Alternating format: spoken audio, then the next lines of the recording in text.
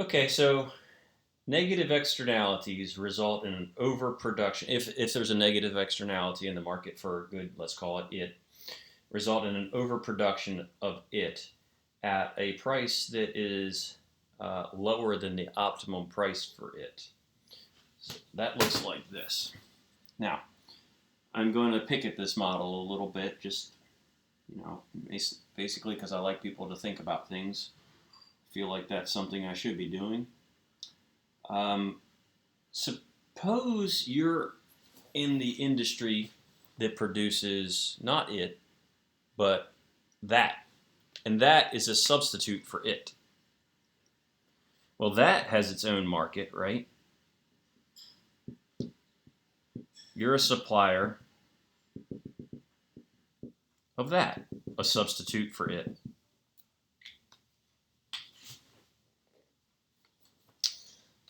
If you can influence policymakers to enact the things that we've talked about, like higher taxes for it, or tradable permits for it, or quotas on it, that would push the price of it up, right?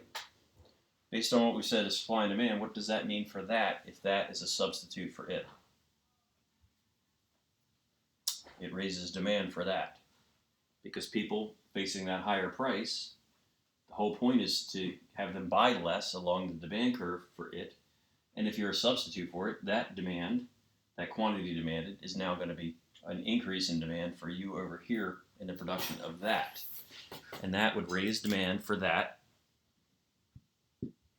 and push up on the quantity and up on the price of that. Price times quantity is, always will be, total revenue. So total revenue in the industry for that is likely to rise because of the policy actions in the market for it. Now, assuming that people do respond to incentives, one of our 10 principles of economics, the people on the supply side of that have an incentive to encourage policy intervention in the market for it. And in fact, the more the policy intervention, the more they can push back supply even beyond the social optimum, the better it is for this industry over here. And so this is not something that you find in the textbooks. This is me trying to make this a little bit more interesting and thought-provoking. The red line we have here in the textbook, the social optimum line, this is assuming there is no bias in the studies that tell us what the social optimum amount of it is. But what I'm pointing out over here in purple is that people have an incentive to try to affect this in a greater way than is truly optimum. That is to say, the optimum is much lower.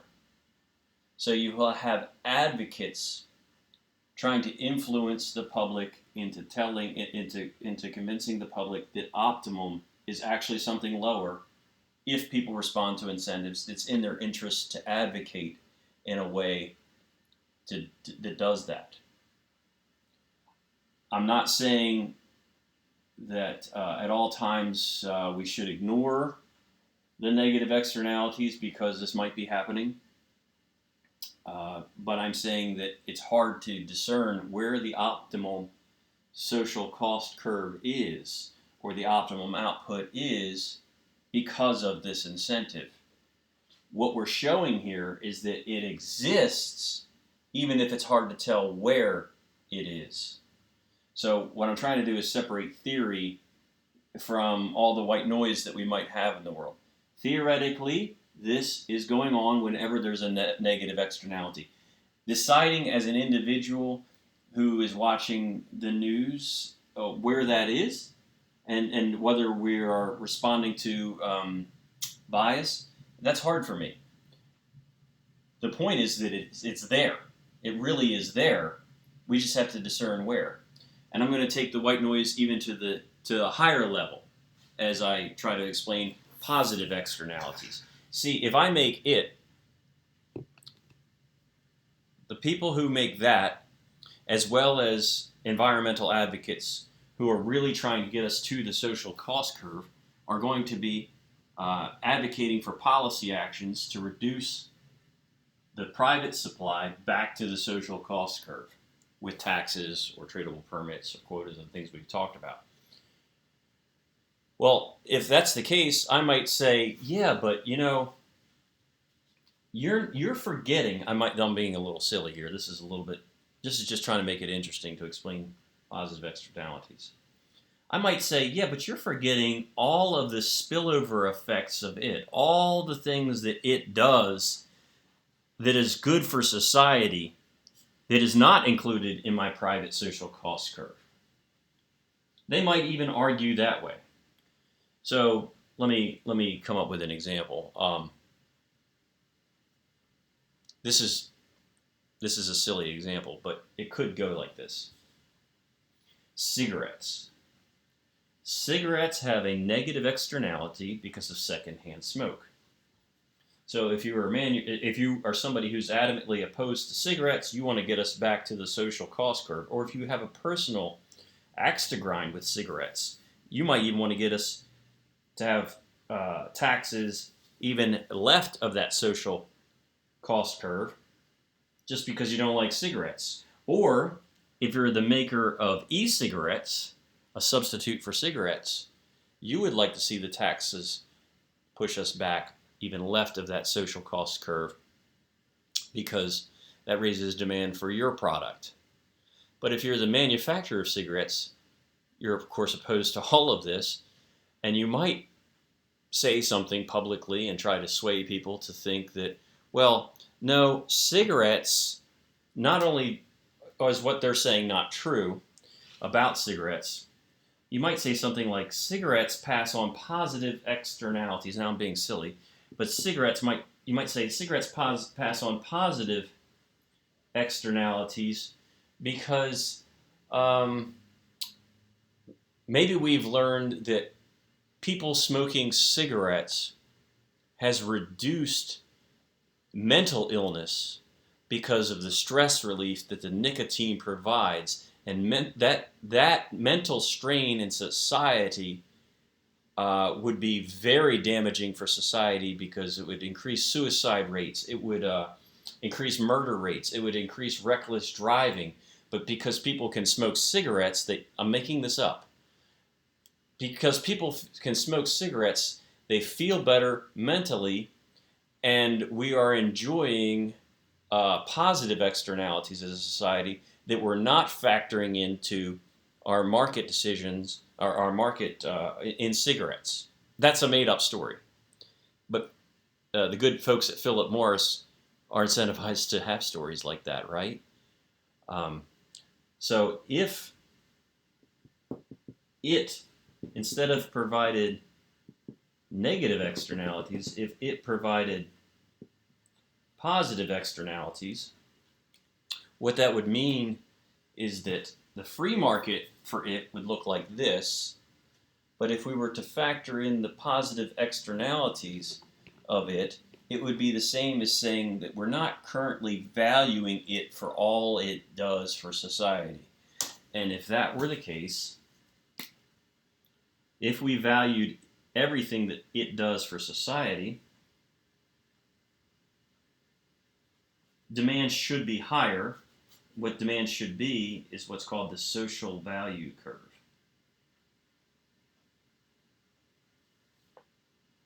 Demand should be higher if we would think about everything and factor in everything that it does for society. We don't value it enough. And if demand were higher, then the optimal amount of it to be bought and sold in the market is actually out here. And if we valued it at what it's really valued at, we would be willing to pay that much for it. I'm not going to draw that in there for the positive externality because it won't make sense at this time without thinking about how we could get there. So I'm trying to tell a narrative that no one's telling because it's made up to make it interesting with the cigarettes thing. But a textbook example of something that does convey positive externalities is the cigarettes at all. That's silly. It's fire extinguishers. Fire extinguishers, not smoke detectors, but smoke detectors probably as well, but fire extinguishers are a go-to example. Why would I argue that fire extinguishers provide a positive externality? It's a third-party benefit from a two-party transaction. So if I go to Home Depot and I buy a kitty fire extinguisher, that's a two-party transaction, me and Home Depot. I'm buying this product, I'm putting it in my house. Does anyone benefit from it? Yes, because behind that wall, I'm in a townhouse, is my neighbor, and behind that wall is my other neighbor. If I have a fire extinguisher and I have a house fire, if I can put that fire out before it gets out of control, that benefits my neighbors. Did they pay me to have a fire extinguisher? Did they have any part in that two-party transaction? No. So are there benefits beyond the two-party transaction? Yes. So fire extinguishers have a positive externality.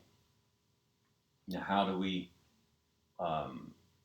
get there as a society? Because they have no incentive to pay me to have a fire extinguisher. It's, they're getting a free rider benefit from it. Well, in order to get out to that social value curve, what we tend to do is subsidize with government provisions to do it.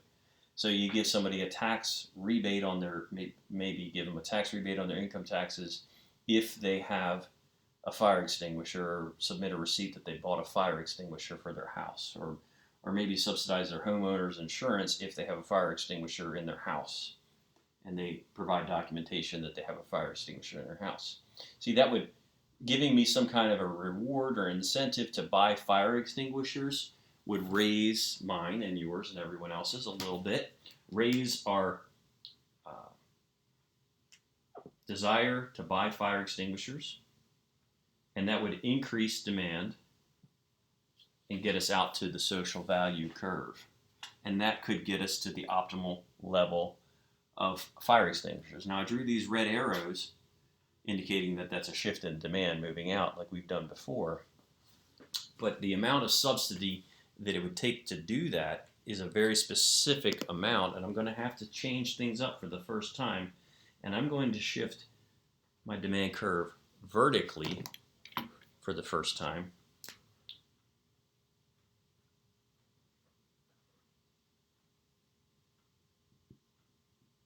And I'm saying a little key kind of thing over here.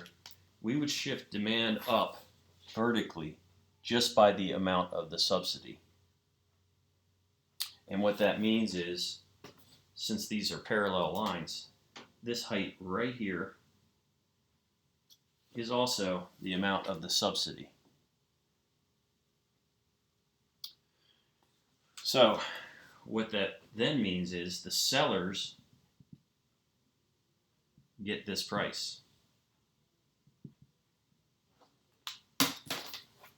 The sellers get that higher price that it should be if people value it for all it does for society.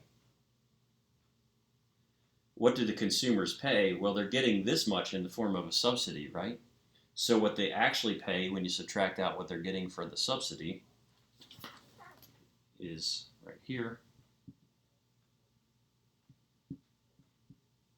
So that's how much the consumers actually pay. And this is just along the number scale over here. So again, this is just the height of the subsidy. See, these are parallel lines. So this is the height of the subsidy along the price number scale. And this is what the consumers actually have to pay when you net out the effect that they're going to get, the benefit they're going to get of a government subsidy to buy it. The sellers will get a higher price than what the consumers pay, because they'll also get the value of the subsidy. And that gets us out. That makes them willing to provide this greater quantity supplied of the example I'm going with at the moment is fire extinguishers, which gets us out to the optimal quantity for it. Now, of course, if you're the kitty corporation that makes fire extinguishers, you're saying, oh no, this guy did not adequately describe the social benefits of fire extinguishers.